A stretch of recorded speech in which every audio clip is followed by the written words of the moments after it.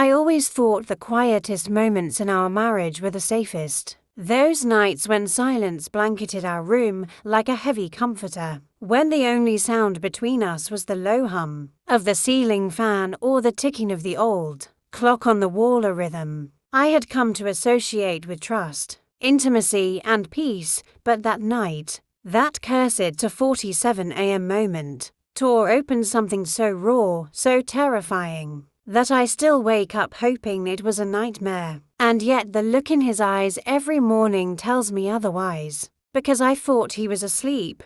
I truly did. I watched his chest rise and fall with a steady rhythm, his eyelids twitching slightly like someone deeply in REM sleep. And so I sat beside him, wrapped in my oversized sweater, the one he got me from our first trip to Portland, the one that still smells like wood smoke and cinnamon from last fall. And with the moonlight slicing through the blinds and painting prison bars across our bedroom floor, I let the words slip from my lips like poison because I didn't think he'd hear them. How could I? He looked so peaceful, like someone drifting through innocent dreams of forest trails and blueberry pie. And maybe that's why I said it. Maybe that's why I finally let it out, like a confession to a ghost. Or maybe because I just needed to say it to someone, anyone, even if he was unconscious. So I whispered into the stillness, I never forgave you for what you did that night, and I don't think I ever will. And the moment those words were out,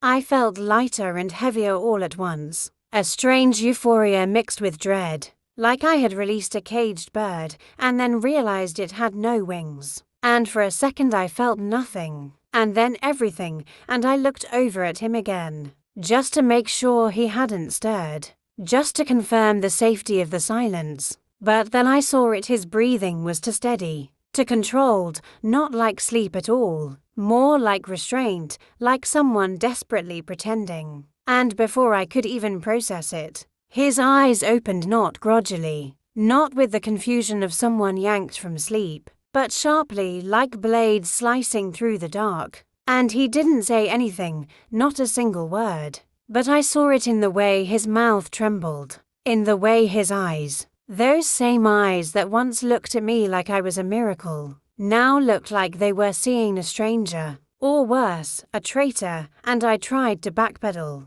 to pretend it was a dream, or a joke, or some sleep talk nonsense, but he just sat up slowly, pushed the comforter off with this terrifying calm, and swung his legs over the side of the bed, sitting there shirtless and broken, like a man who just realized the fire wasn't warm, it was destructive. And I tried to reach for him, I did, but he pulled away like my touch burned. And he finally spoke, his voice flat, emotionless, like a verdict, which night? And suddenly it wasn't just a confession anymore. It was an autopsy of our entire relationship. And I wanted to lie, I really did. I wanted to say it was nothing, that I was hormonal, that I was half asleep. But my silence betrayed me, and so I looked down at my hands. Those same hands that once wore his ring with pride. And I said it, finally, completely. The night you came home drunk and kissed me like I was someone else.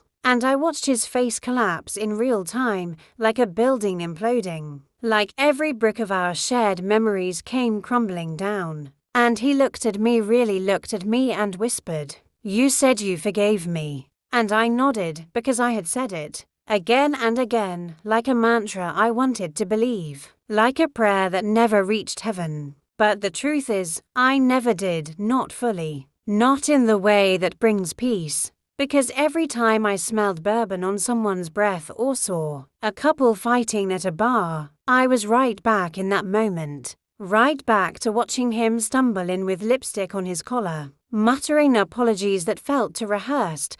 And in that moment, I realized we weren't just two people lying in the same bed. We were ghosts haunting the same house. And I cried, not because I was caught, but because I was empty. Like I had held on so tight to the lie of forgiveness that I strangled the love underneath it. And he stood up, walked to the door, paused and said, "You should have told me you were still bleeding." And then he left, not just the room, not just the house, but something deeper. something sacred, and I sat there alone, listening to the silence, now heavy with a truth too sharp to ignore. And as dawn crept in, painting everything gold and cruel, I knew he'd never look at me the same way again, not with wonder, not with desire, not even with anger, but with that haunted emptiness that comes from realizing the person you love never really came home. And as days passed and he stayed gone, as friends texted and family speculated,